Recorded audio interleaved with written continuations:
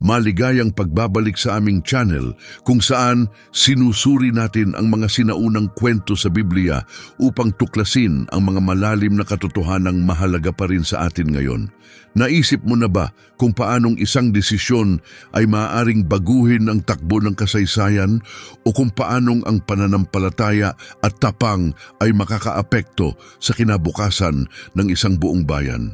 Sa video natin ngayon, titingnan natin ang kahanga-hangang kwento ni Rebecca, ang asawa ni Isaac, isang babae na ang matatapang na desisyon at malalim na pagtitiwala sa Diyos ay naging mahalagang bahagi ng kanyang mas malawak na plano. Ang kanyang kwento ay puno ng pananampalataya, debosyon, pagsubok at banal na paggabay. Mula sa kanyang simpleng pamumuhay sa tabi ng balon hanggang sa pagiging ina ng isang dakilang lahi, ipinapakita ng landas ni Rebecca kung paanong natutupad ang mga pangako ng Diyos sa buhay ng mga naniniwala sa Kanya.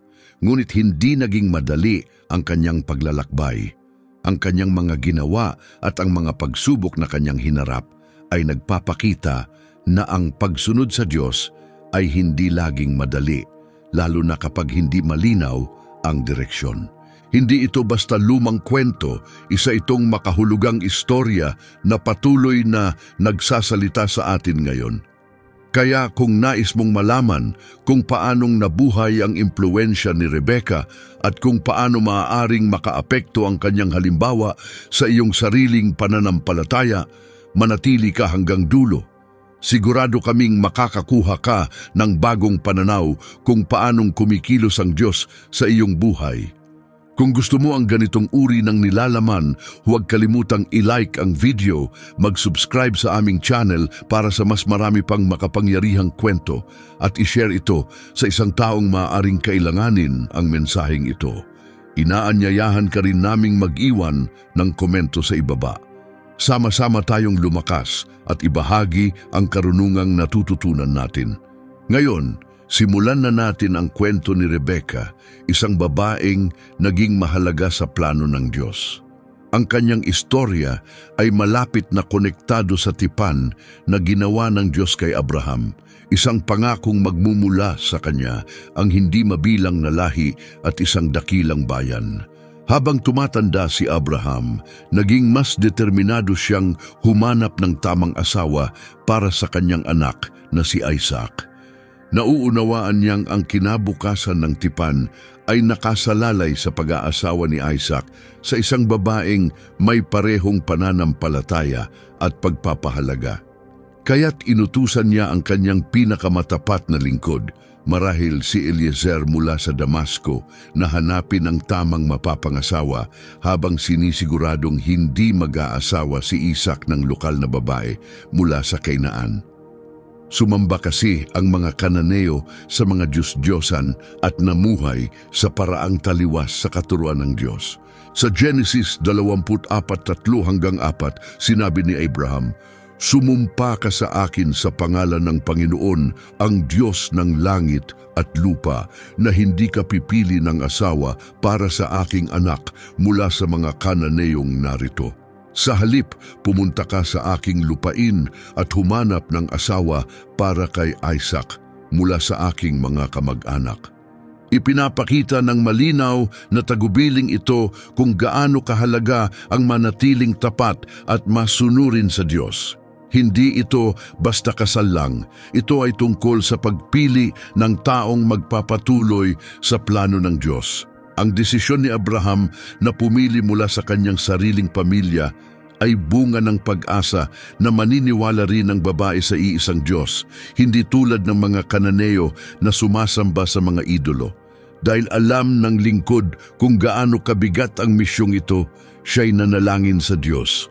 Humiling siya ng malinaw na palatandaan upang makilala ang babaeng pinili ng Diyos para kay Isaac. Ipinapakita nito ang kanyang pagtitiwala sa Diyos at ang matinding hangarin niyang gawin ang tama. Sa Genesis 24:12-14 nanalangin siya, "Panginoon, Diyos ng aking among si Abraham, tulungan ninyo akong magtagumpay ngayon at ipakita ninyo ang kabutihan ninyo sa aking amo. Narito ako sa tabi ng bukal at ang mga dalaga ng lungsod ay lumalabas upang umigib ng tubig.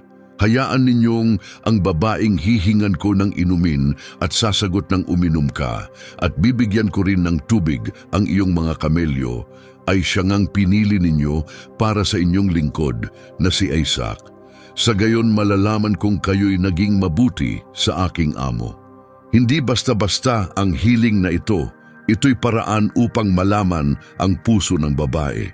Malalaman kung siya'y hindi lang mabait, kundi mapagbigay, masipag at bukas palad.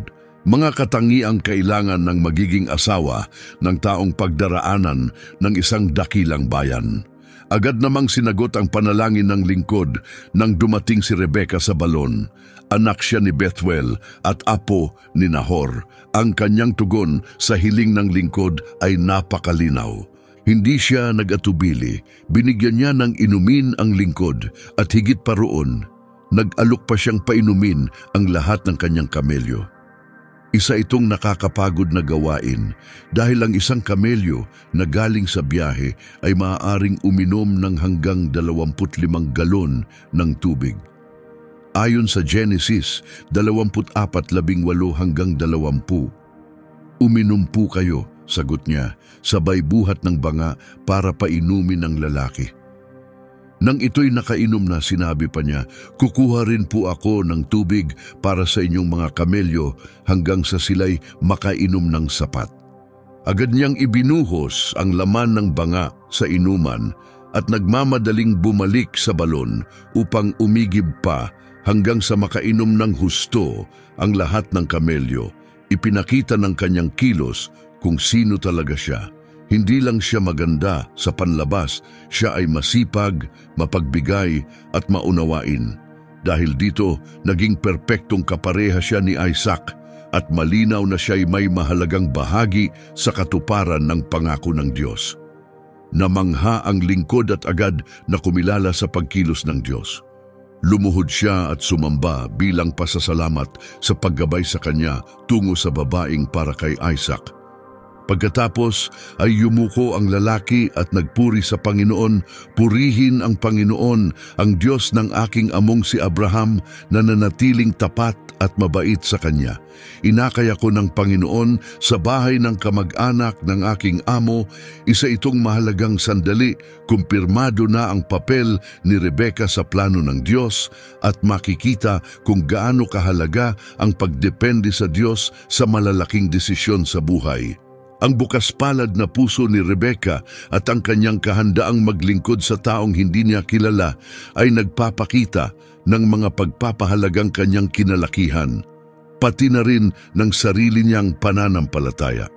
Inihanda siya ng mga katangiang ito upang maging asawa ni Isaac at kalaunan ina nina Jacob at Esau. Hindi aksidente ang pagkikita nila ng lingkod.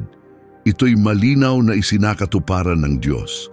Ang kanyang pagkatao at mga kilos ang patunay na siya ang tamang babae upang ipagpatuloy ang tipan sa pamamagitan ni Isaac. Ang pagdating ni Rebecca sa pamilya ni Abraham ay paalala na ang Diyos ay kumikilos sa likod ng mga pangyayari sa ating buhay upang tuparin ang kanyang mga plano. Ngayon, tingnan natin kung ano ang sumunod nang pumayag si Rebecca na maging asawa ni Isaac. Ang kanyang desisyong lisanin ang lahat ng pamilyar at tahakin ang hindi alam na landas upang pakasalan si Isaac ay isang makapangyarihang halimbawa ng tapang, pananampalataya at pagsunod sa kalooban ng Diyos. Noong sinaunang panahon, ang pag-alis sa sariling pamilya at lupain ay isang napakalaking hakbang, lalo na para sa isang dalagang babae. Kinailangan nito ng lakas ng loob at matinding tiwala na ang Diyos ay gumagabay sa kanya patungo sa isang mas dakilang layunin. Nang tanungin si Rebecca ng kanyang pamilya kung handa na ba siyang sumama sa lingkod, ang kanyang sagot ay maikli pero napakamakapangyarihan. Sinasabi sa Genesis 24:58, tinawag nila si Rebecca at tinanong, "Gusto mo bang sumama sa lalaking ito?" Sumagot siya, "Oo, sasama ako." Ang ilang salitang ito, "sasama ako," ay nagsasabi ng marami tungkol sa kung sino siya. Ipinapakita nito ang kanyang tapang na humakbang sa hindi tiyak, na may tiwala sa paggabay ng Diyos at sa lingkod na nagsalita para sa kanyang magiging asawa. Ang desisyon ni Rebecca ay sumasalamin sa matapang na pananampalatayang ipinakita rin ni Abraham nang iwan niya ang kanyang tahanan upang sundin ang tawag ng Diyos. Ang temang ito ng paghakbang sa pananampalataya ay paulit-ulit sa buong Biblia at nagpapaalala sa atin na ang pagtitiwala sa Diyos ay kadalasang nangangahulugang sumulong kahit wala tayong lahat ng kasagutan. Hindi lang basta bagong lugar ang pupuntahan ni Rebecca, papasok siya sa isang espiritual na tungkulin na itinalaga ng Diyos.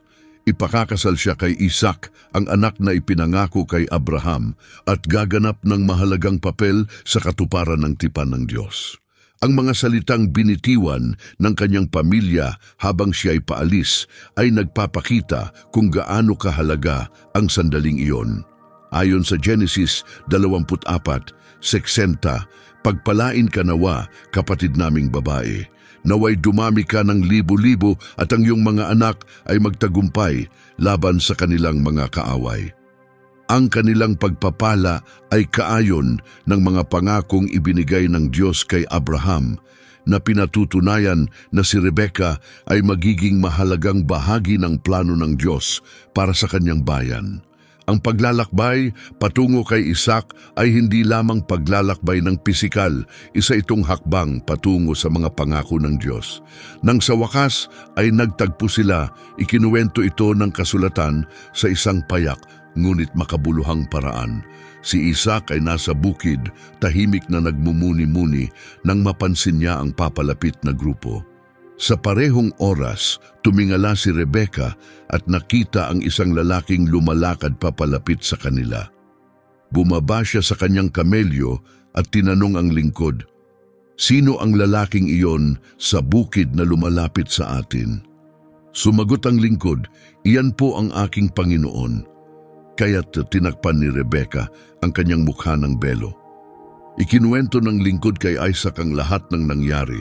Pagkatapos ay dinala ni Isaac si Rebecca sa tolda ng kanyang inang si Sarah at sila'y naging mag-asawa. Sinasabi sa Genesis 24:64 hanggang 67 na pinakasalan ni Isaac si Rebecca, minahal niya ito at nakahanap siya ng aliw pagkatapos ng pagpanaw ng kanyang ina. Marka ito ng simula ng kanilang relasyon.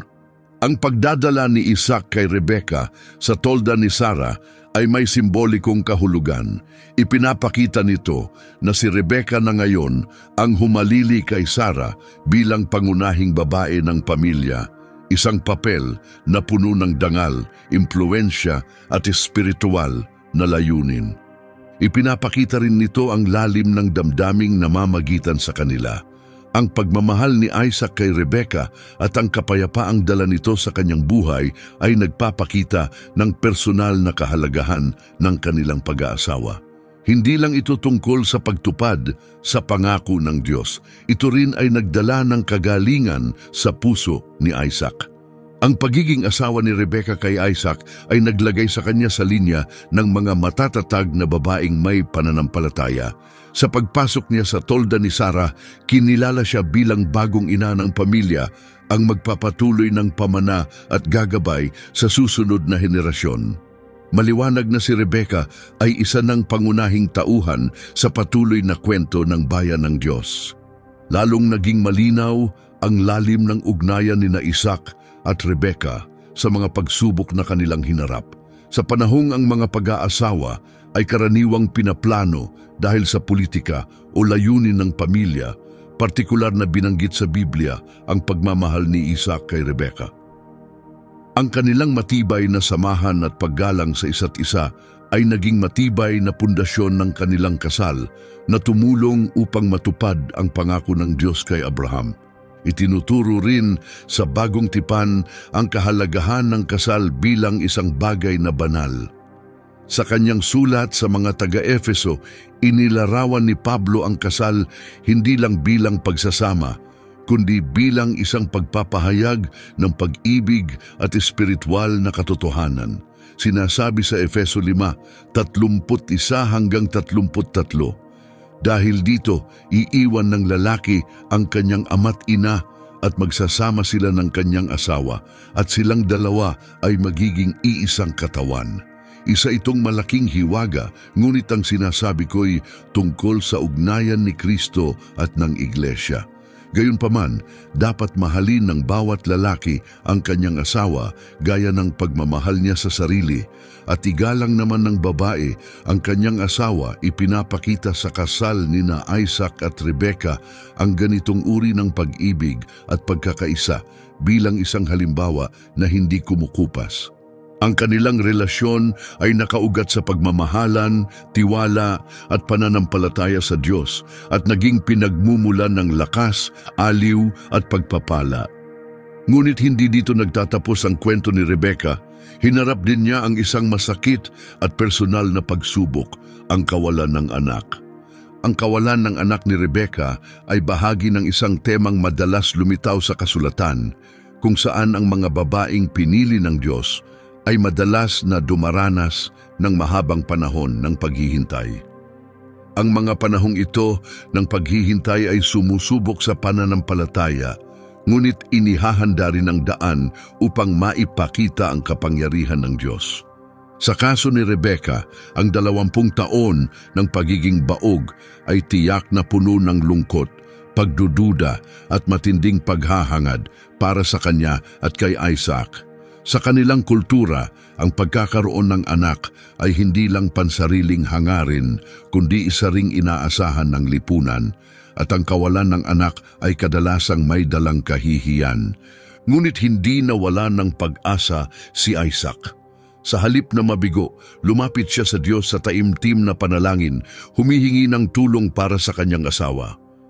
Ang hakbang na ito ay hindi lamang pagnanais na magkaanak, ito rin ay tanda ng pagmamahal at paniniwalang tutuparin ng Diyos ang kanyang pangako.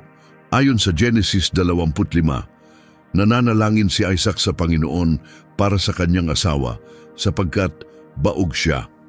Sinagot ng Diyos ang kanyang panalangin at si Rebecca ay nagdalang tao. Ipinapakita ng tagpong ito ang lubos na pagtitiwala ni Isaac sa mga pangakong ibinigay sa kanyang ama, si Abraham, na mula sa kanilang lahi ay magmumula ang isang dakilang bayan. Naniniwala si Isaac na tanging ang Diyos ang may kapangyarihang tuparin ang plano at ang kanyang panalangin ay patunay ng kanyang pagsandig sa katapatan ng Diyos. Ang tema ng pagkabaog at tamang oras ng Diyos ay paulit-ulit sa Biblia. Si Sarah, ang ina mismo ni Isaac, ay matagal ding walang anak. Gayon din si Hannah na naging ina ni Samuel. Sa bawat kaso, ang Diyos ay kumilos sa tamang oras upang tuparin ang kanyang mga pangako na nagpapakita na siya ang nagbibigay ng buhay. Sinasabi sa awit 113, Siyam, ginagawa niyang masaya ang babaeng walang anak na nagiging ina ng masayang tahanan. Ang talatang ito ay maganda, ang pagkakasabi ng pag-asa at kagalakan na dumarating kapag sinagot ng Diyos ang mahabang panahon ng paghihintay. Purihin ang Diyos. Ang talatang ito mula sa mga awit ay nagpapahayag ng katotohanang kayang gawing kagalakan ng Diyos ang ating sakit. Isang bagay na mararanasan mismo ni Rebecca. Nang sagutin ng Diyos ang panalangin ni Isaac, hindi lang isang anak ang ibinigay, kundi kambal, isang dobling biyaya na mag-iiwan ng malalim na epekto sa kinabukasan ng kanyang bayan. Ngunit kahit ang pagbubuntis ni Rebecca ay hindi naging madali. Ayon sa Biblia, may kakaibang nangyayari sa kanyang sinapupunan. Nakaramdam siya ng labis na hindi maipaliwanag na pananakit at hindi niya maintindihan kung bakit. Sa kanyang pagkalito at pagkabahala, ginawa niya ang dapat gawin ng isang taong may malakas na pananampalataya. Lumapit siya sa Diyos upang magtanong. Sinasabi sa Genesis 25:22, nag-aaway sa loob ng kanyang sinapupunan ng mga bata, kaya't sinabi niya, bakit ganito ang nangyayari sa akin? Kaya't humingi siya ng sagot sa Panginoon. Sa paglapit ni Rebecca sa Diyos sa gitna ng hirap, ipinakita niya ang kanyang malalim na tiwala sa karunungan ng Diyos. Sinagot siya ng Diyos sa pamamagitan ng isang makapangyarihang mensahe na nagbunyag ng kinabukasan ng mga batang kanyang dinadala. Sinasabi sa Genesis 25:23, sinabi ng Panginoon sa kanya, "Dalawang bansa ang nasa sinapupunan mo, dalawang bayan ang magmumula sa iyo, at sila'y maghihiwalay. Ang isa'y magiging mas malakas kaysa sa isa, at ang panganay ay maglilingkod sa bunso." Napakahalaga ng mensaheng ito. Ipinapakita nito ang magiging papel ng kanyang mga anak, sina Esau at Jacob, sa kasaysayan. Taliwas ito sa tradisyon noong panahong iyon, kung saan ang panganay ang laging tumatanggap ng lahat ng pamana at nangunguna sa pamilya. Ngunit malinaw na sinabi ng Diyos na ang kanyang mga plano ay hindi laging sumusunod sa inaasahan ng tao. Ang pahayag na ang panganay ay maglilingkod sa bunso ay nagpapakita na ang kalooban ng Diyos ay hindi limitado sa mga panuntunan ng tao.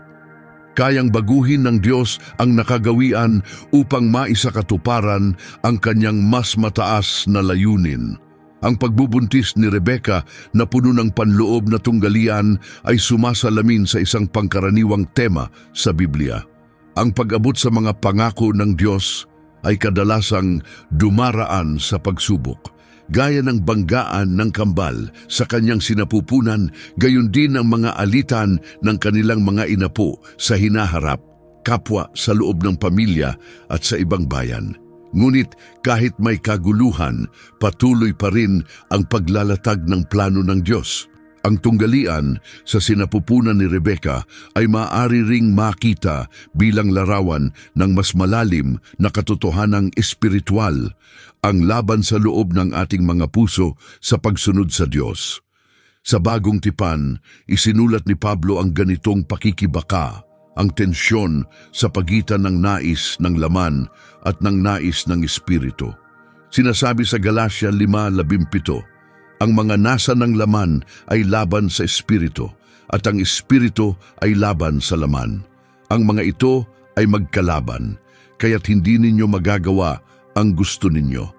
Bagamat ang tinutukoy ni Pablo ay ang panloob na tunggalian ng mga mananampalataya, konektado ito sa karanasan ni Rebecca. Ang pisikal na laban na naramdaman niya ay larawan ng emosyonal at espiritual na hamon na huhubog sa kinabukasan ng kanyang mga anak. Ngayon, tingnan natin ang kapanganakan ni Esau at Jacob. Isa itong mahalagang sandali sa kwento ni Rebecca at may malaking papel sa kabuuang mensahe ng Biblia. Bagamat ilang sandali lang ang pagitan ng kanilang pagsilang, magkaiba ang kanilang magiging landas na magsasalarawan ng magkaibang katangian na huhubog sa hinaharap ng Israel. Ipinakita agad ng kasulatan kung gaano sila kaiba mula sa simula pa lang. Naunang lumabas si Esau at kapansin-pansin ang kanyang pagiging mapula at balbon. Dito nagmula ang kanyang pangalan, Esau, na nangangahulugang mabalahibo. Ipinapahiwatig ng kanyang anyo ang uri ng taong magiging siya. Lumaki siyang matatag, mahilig sa labas at bihasa sa pangangaso. Ayon sa Genesis 25:25, ang unang lumabas ay mapula at buong katawan niya ay parang balahibong hayop, kaya tinawag siyang Esau. Sunod namang lumabas si Jacob habang hawak ang sakong ng kanyang kapatid, isang simbolikong kilos na nagpapahiwatig ng hinaharap na tensyon sa pagitan nila. Ang pangalan niyang Jacob ay mula sa salitang Hebreo na may kaugnayan sa sakong at nagpapahiwatig din ng isang taong pumapalit o humahalili.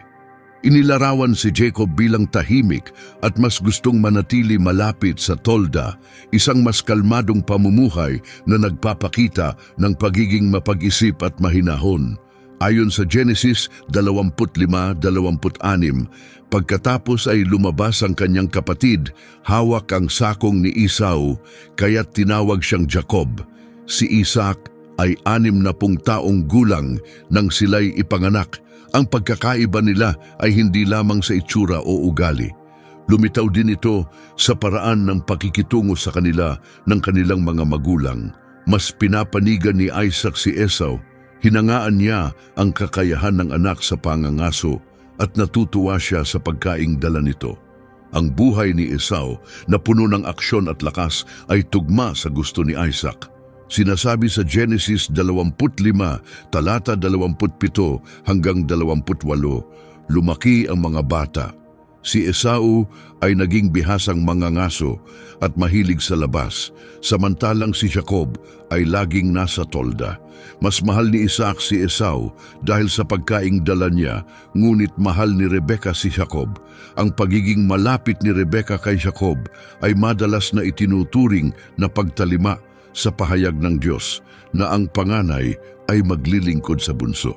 Ang pagkakaibang ito sa pabor ng kanilang mga magulang ay nagdulot ng tensyon sa pamilya na humantong sa panlilinlang, kasinungalingan at sigalot. Pero kahit sa gitna ng gulo, patuloy pa rin ang plano ng Diyos kahit ito'y taliwas sa inaasahan ng tao. Ang ugnayan ni Esau at Jacob ay isa pang halimbawa ng tunggalian ng magkakapatid sa Biblia. Mula kina Cain at Abel hanggang kay Jose at sa kanyang mga kapatid.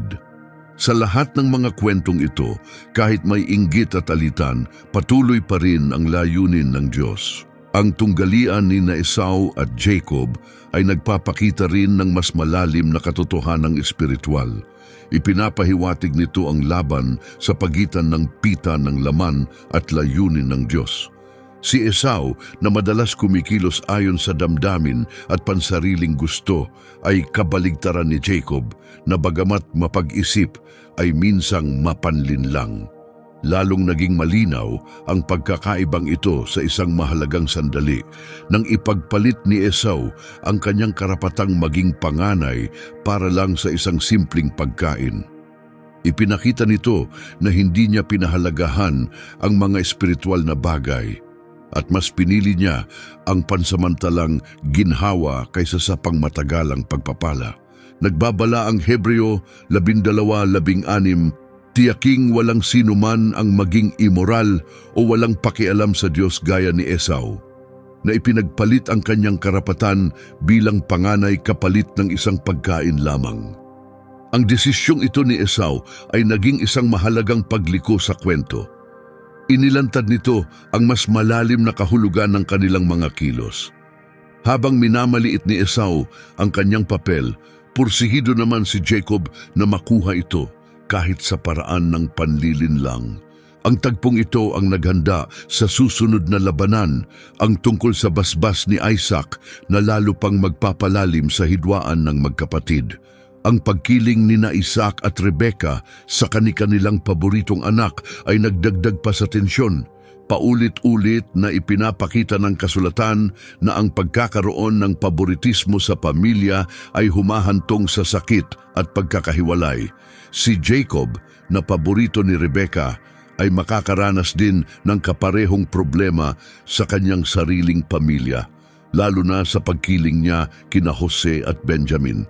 Sinasabi sa Santiago 2:9, kapag kayo ay nagpapakita ng pagkiling, kayo ay nagkakasala at hinahatulan ng kautusan bilang lumalabag. Ang kwento ni Esau at Jacob at kung paano sila tinrato ng kanilang mga magulang ay hindi lang makasaysayang tala. May dala itong mahahalagang katotohanang espiritual. Ipinapakita nito kung paanong ang personal na mga desisyon, ang banal na plano ng Diyos at ang epekto ng kasalanan ay nagkakaugnay sa malalim na paraan. Ang matinding pagmamahal ni Rebecca kay Jacob ay maaaring tumugma sa layunin ng Diyos, ngunit nagbunga rin ito ng mga kilos na nagdulot ng sakit at pagkakahiwalay. Patunay na kahit ang mabubuting layunin ay maaaring magdala ng matagalang epekto. Habang tumatanda si Isaac at nanghihina na ang kanyang paningin, napagtanto niyang dumating na ang panahon upang ipasa ang basbas ng pamilya sa kanyang panganay na anak, si Esau. Noong panahong iyon, ang isang basbas ay hindi lang basta mabubuting salita. Isa itong sagradong sandali kung saan ipinapasa ang pamumuno sa pamilya, pamana at pabor ng Diyos sa susunod na henerasyon. Ngunit ang plano ni Isaac na ibigay ang basbas kay Esau ay taliwas sa ipinahayag na ng Diyos noon, na ang bunso ang maghahari sa panganay. Ito ang naghanda sa isang matapang at mapanganib na hakbang ni Rebecca. Inilalarawan sa Genesis 27:1-4 ang tagpo. Nang si Isaac ay matanda na at halos hindi na makakita, tinawag niya si Esau, ang kanyang panganay. "Anak ko," sabi niya. "Narito po ako," sagot ni Esau. Nagpatuloy si Isaac, "Matanda na ako at hindi ko alam kung kailan ako mamamatay. Kunin mo ang iyong kagamitan, ang iyong pana at mga palaso at mangaso ka ng mailap na hayop para sa akin. Ihanda mo ang pagkaing gusto ko at dalhin mo ito upang mabasbasan kita bago ako mamatay." Nakaangkla ang plano ni Isaac sa kanyang pagmamahal kay Esau at sa pagkaing dala nito. Ngunit narinig ni Rebecca ang plano at naalala ang sinabi ng Diyos sa kanya noong siya'y nagdadalang tao na ang panganay ay maglilingkod sa bunso. Buong paninindigang nais ni Rebecca na matupad ang pangakong iyon, kaya't nagpasya siyang kumilos, kahit pa mga hulugan ito ng panlilinlang sa kanyang asawa. Ipinapaliwanag sa Genesis 27:5-10. Habang nakikinig si Rebecca sa usapan ni na Isaac at Esau, at nang umalis si Esau upang mangaso, sinabi ni Rebecca kay Jacob, "Narinig ko ang iyong ama." Sinabi niya kay Esau na magdala ng huli at magluto ng pagkain upang basbasan siya bago ito mamatay. "Makinig ka sa akin, anak. Sundin mo ang sasabihin ko. Pumunta ka sa kawan at kumuha ng 2 pinakamagandang batang kambing. Ipagluluto ko ng paboritong pagkain ng iyong ama ayon sa panlasa niya. Dadalhin mo ito sa kanya upang kainin niya at basbasan kanya bago siya pumanaw." Ang ginawa ni Rebecca, bagamat questionabling moral, ay nagmula sa kanyang malalim na pananalig sa pangako ng Diyos. Naniniwala siyang si Jacob ang dapat tumanggap ng basbas, hindi si Esau. Ang kanyang matapang na plano ay nagpapakita kung gaano siya kadedikado sa katuparan ng kalooban ng Diyos, kahit pa kailangan niyang kumilos mismo. Ang kanyang paninindigan ay maihahambing sa iba pang matitibay na tauhan sa Biblia na gumawa rin ng mapanganib na hakbang dahil sa kanilang pananampalataya, gaya ni Rahab sa Aklat ni Josue o ng mga Hebreong hilot sa Exodo na sumuway sa utos ni Paraon upang iligtas ang mga sanggol. Ang estratehiya ni Rebecca ay maingat na pinlano at may panlilinlang. Inihanda niya ang pagkaing hinihingi ni Isaac, sinuotan si Jacob ng mga damit ni Esau, at tinakpan ang mga braso't leeg nito ng balat ng kambing upang magmukhang mabalahibo tulad ng kanyang kapatid. Sumunod si Jacob sa plano ng kanyang ina at dinala ang pagkain kay Isaac habang nagpapanggap na si Esau. Sinasabi sa Genesis 27:18-19, lumapit siya sa kanyang ama at nagsabi, "Ama?" "Oo, anak," sagot ni Isaac. "Sino ka?" Sagot ni Jacob, "Ako si Esau, ang panganay ninyo. Ginawa ko na po ang sinabi ninyo. Maupo po kayo't kainin ninyo ang aking huli upang mabasbasan ninyo ako." Bagamat nagduda si Isaac, sa bandang huli ay napaniwala siya ng amoy ng mga damit at pakiramdam ng balahibo. Akala niya si Jacob ay si Esau, kaya't ibinigay niya ang basbas. Ayon sa Genesis 27, talatang 27-29, lumapit si Jacob at hinalikan siya. Naamoy ni Isaac ang kanyang damit at binasbasan siya.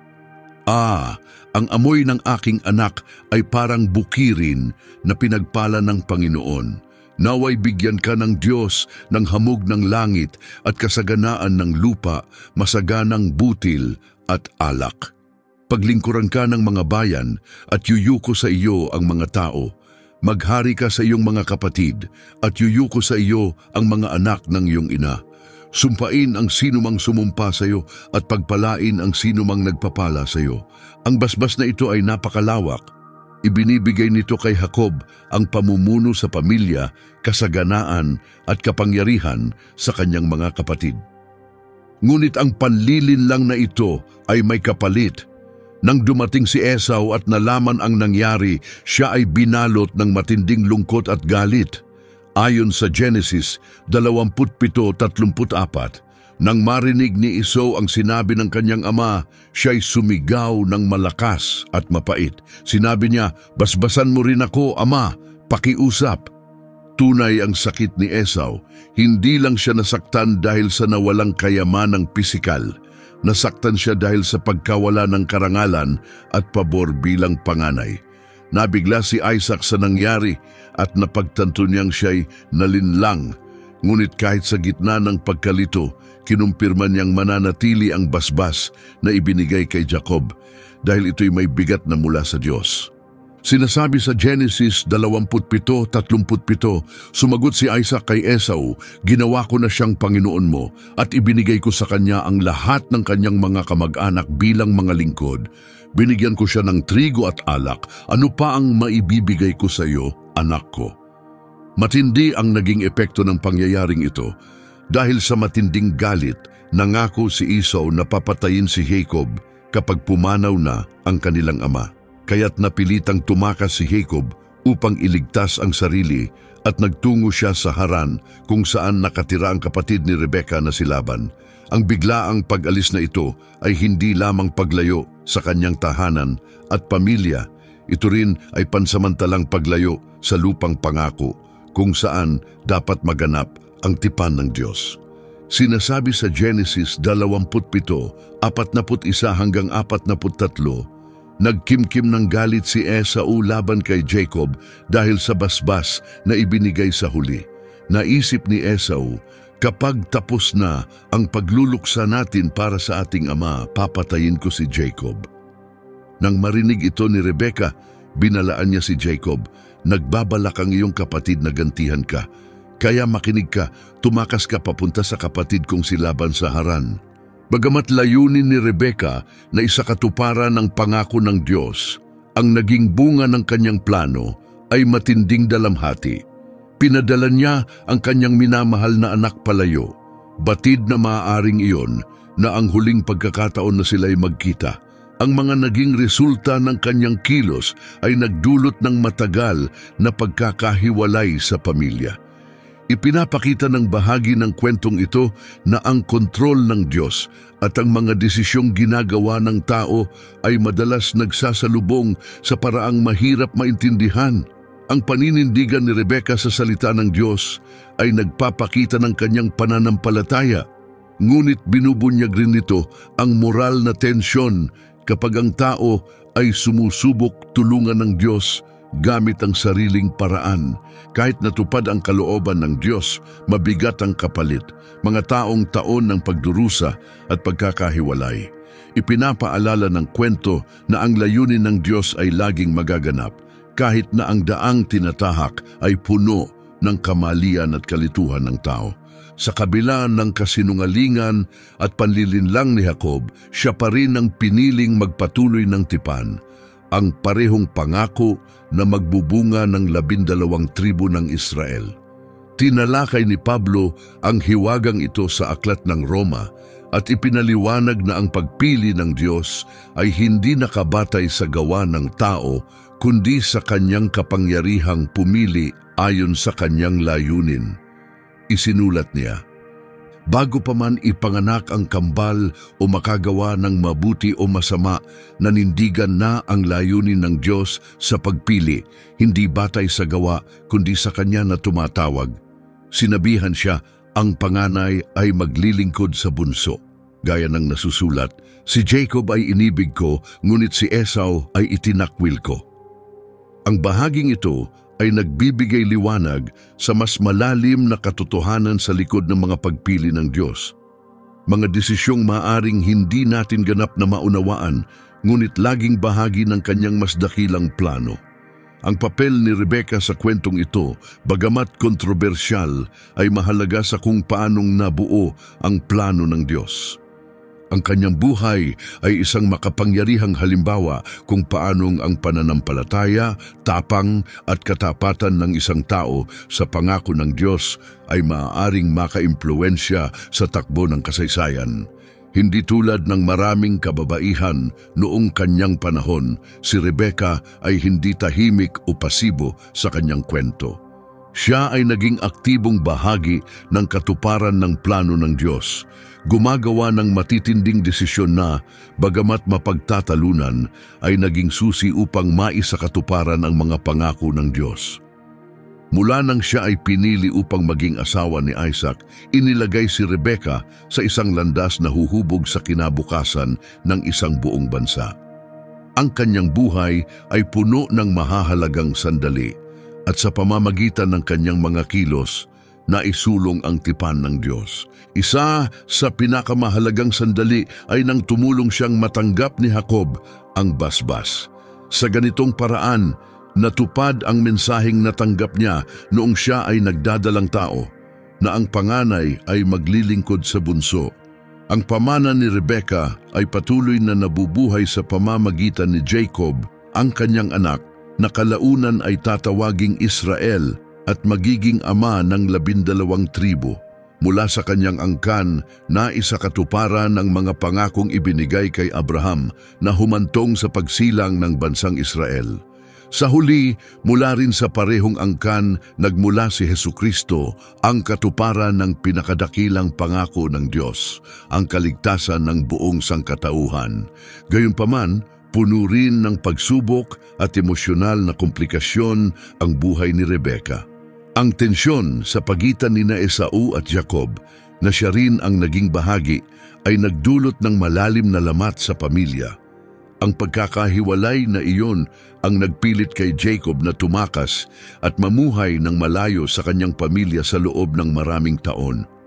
Ngunit kahit sa gitna ng lahat ng iyon, ang plano ng Diyos ay patuloy na gumalaw. Ang panahong ginugol ni Jacob kay Laban ay naging mahalaga sa paghubog sa kanya bilang taong handa ng gampanan ang tungkulin bilang ama ng bayan ng Diyos. Sa kabuuan, ang paglalakbay ni Rebecca mula sa pagkikita sa isang lingkod sa balon hanggang sa pagiging ina ng Israel ay isang makapangyarihang kwento ng pananampalataya, tapang at layunin. Ang kanyang buhay ay hindi naging perpekto at hinarap niya ang maraming mahihirap na sitwasyon, ngunit sa lahat ng ito, kumilos ang Diyos sa kanya at sa pamamagitan niya.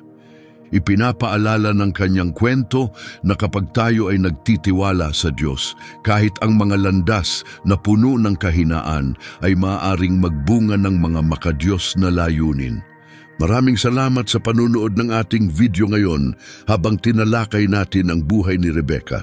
Kung nagustuhan mo ang mensaheng ito, huwag kalimutang i-like ang video, i-share ito sa iyong mga kaibigan at pamilya at mag-subscribe sa aming channel para sa mas marami pang nakaka-inspire na kwento at aral mula sa Biblia. Hanggang sa muli nating pagkikita, manatiling pinagpala at patuloy na lumago sa karunungan sa pamamagitan ng salita ng Diyos.